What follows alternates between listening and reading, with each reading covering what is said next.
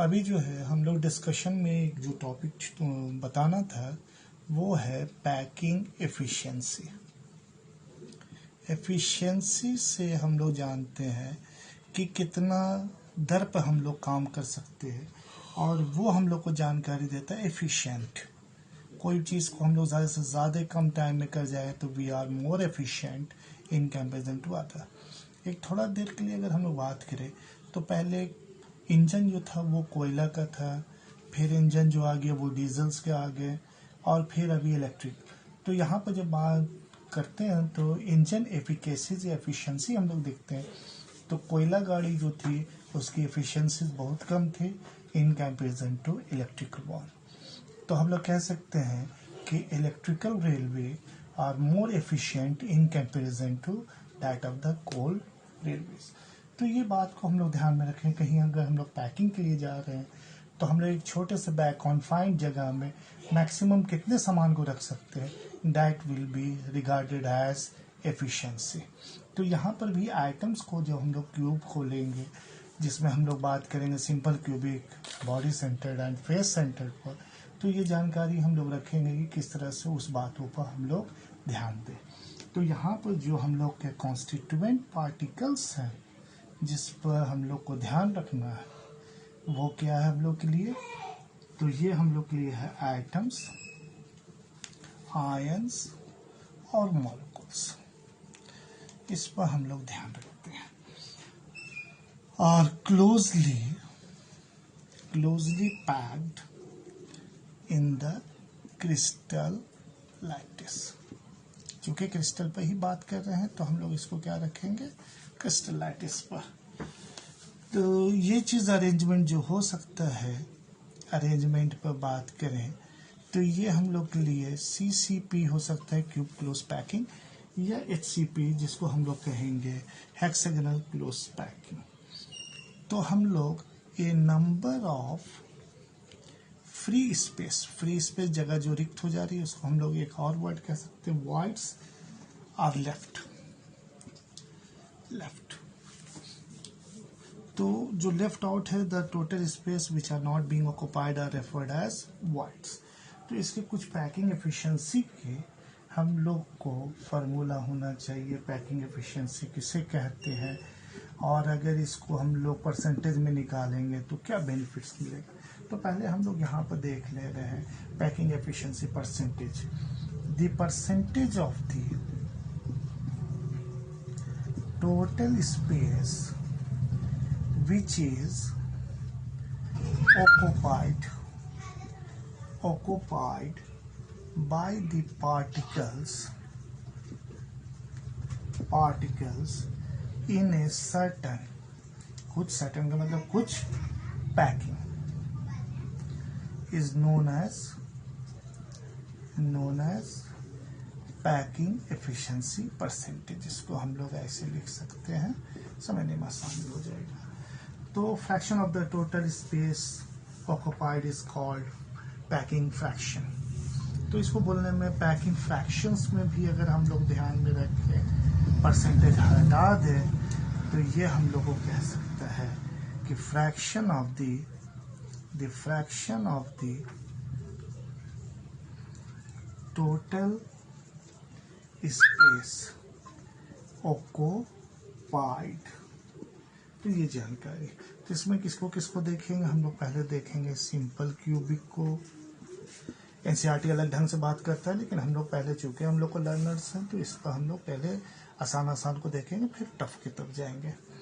दूसरे पर अगर हम लोग बात करेंगे तो FCC को ध्यान में रखेंगे। तीसरे पर जब बात करेंगे BCC।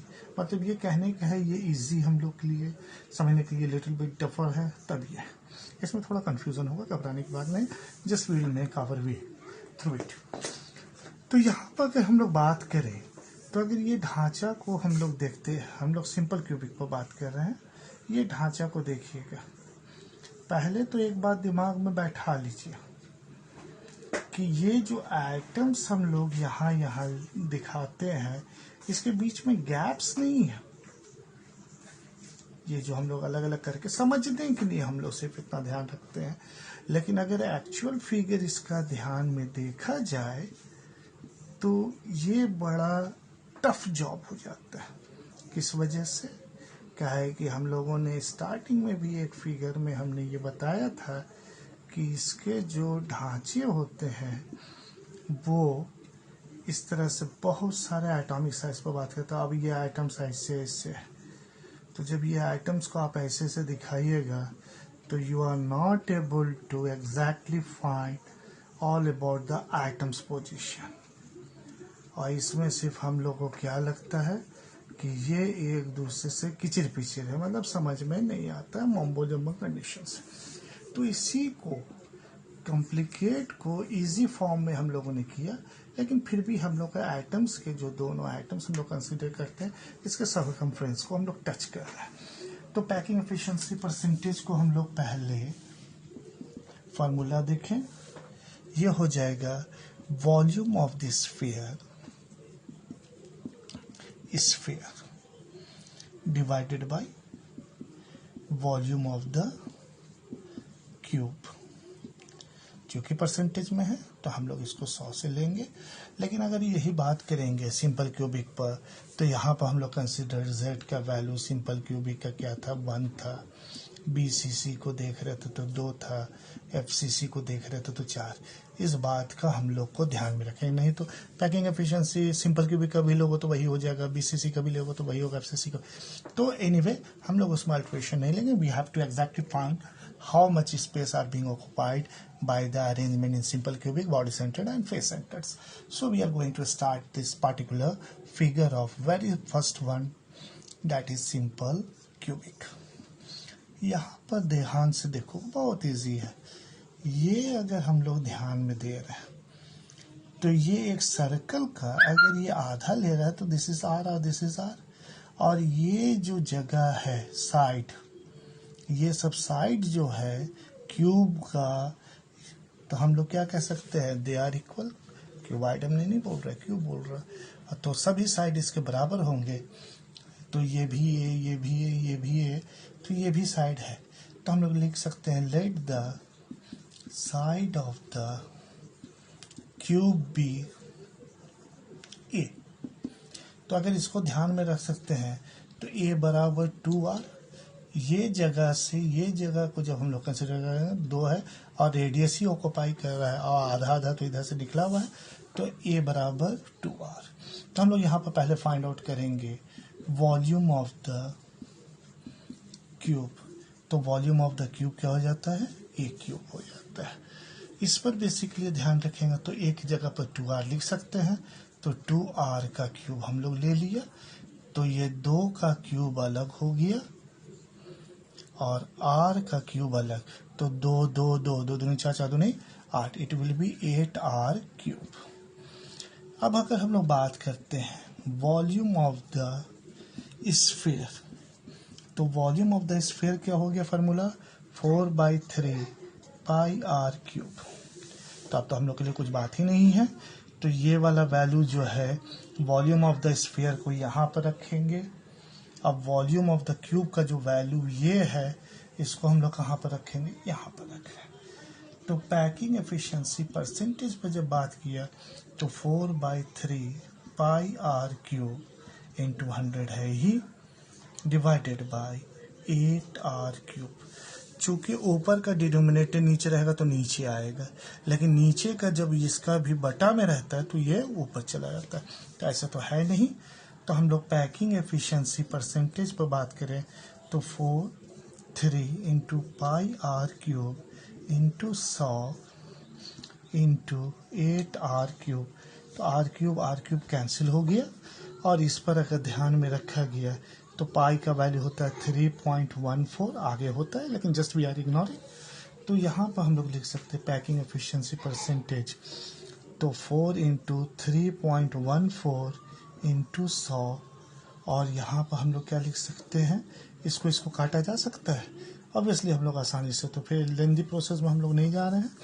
तो पहले यहीं पर काट दिया इसको, तो जब इसको काट दिया तो हम लोग के लिए क्या मिल रहा है यहाँ पर, तो पैकिंग एफिशिएंसी में ऊपर 100 मिल रहा है, नीचे जो है ऊपर 100 के साथ पाई मिला और नीचे 6 मिला।